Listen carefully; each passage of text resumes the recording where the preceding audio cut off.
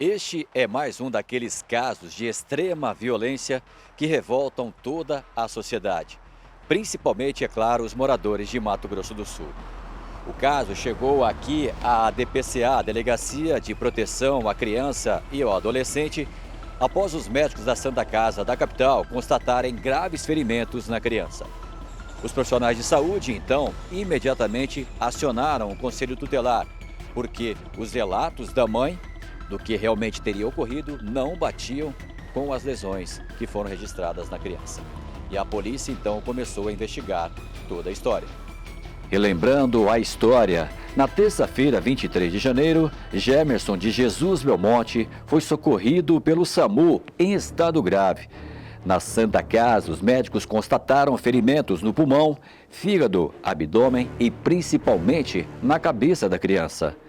A mãe disse que o filho teria caído quando brincava com a irmãzinha de 4 anos, depois que seria uma queda na escada. Entre outras versões, chegou a dizer para a polícia que os ferimentos seriam quando o casal pulava muro de uma residência para dormir. Começamos a suspeitar dessas dinâmicas narradas e quando nos chegou as informações dos graus das lesões que a criança sofreu, eram lesões graves em órgãos vitais e nos fez suspeitar que não se tratava de um acidente, sim de algum ato violento contra essa criança. A mulher desapareceu por alguns dias. O padrasto fugiu e foi detido depois pela PRF, sem documentos, caminhando pela BR-262, na região de Terenos, a 30 quilômetros da capital. Foi encaminhado à DPCA, interrogado e liberado porque não havia um mandado de prisão contra ele e porque havia passado o momento do flagrante.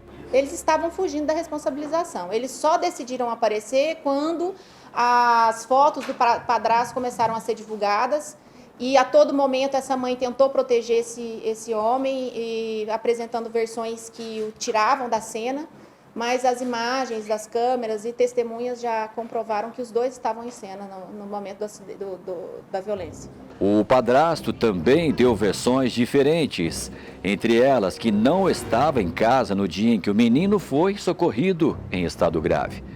Mas a investigação concluiu que tanto o padrasto quanto a mãe do menino participaram das agressões. Na quinta-feira, 1º de fevereiro, eles foram presos temporariamente.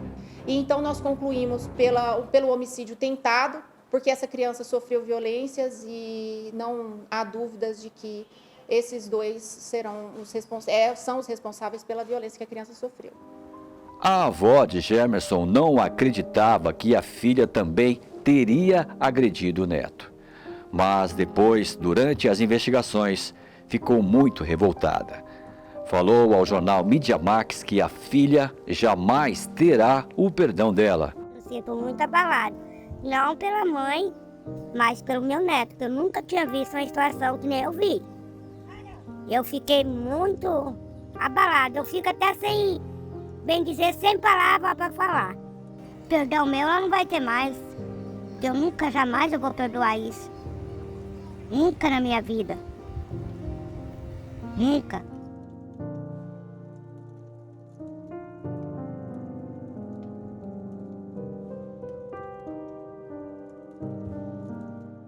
O padrasto, de 24 anos, já tinha 25 passagens pela polícia, como roubo, furto, violência doméstica, entre outras.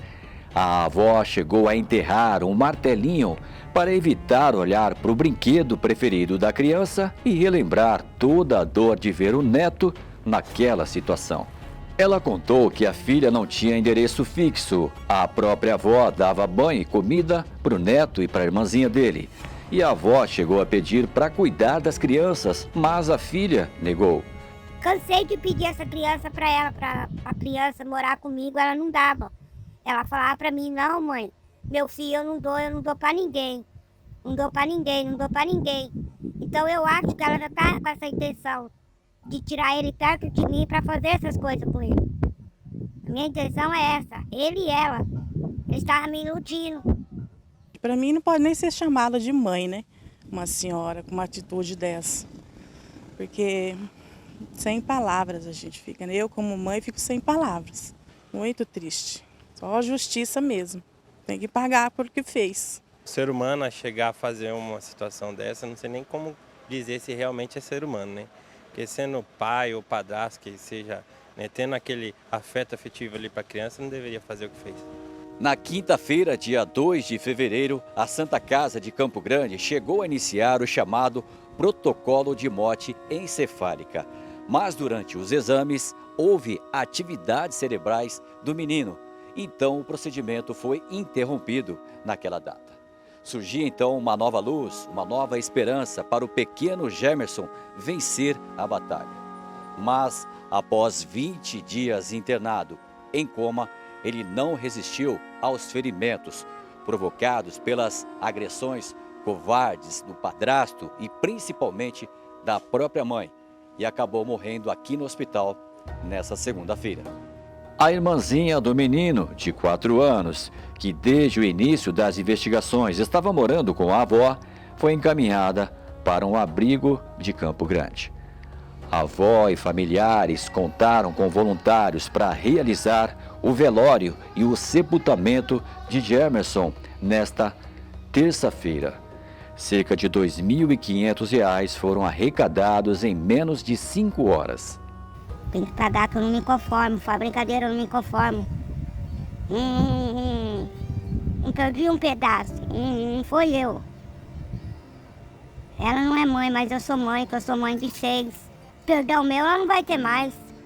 Eu nunca, jamais eu vou perdoar isso.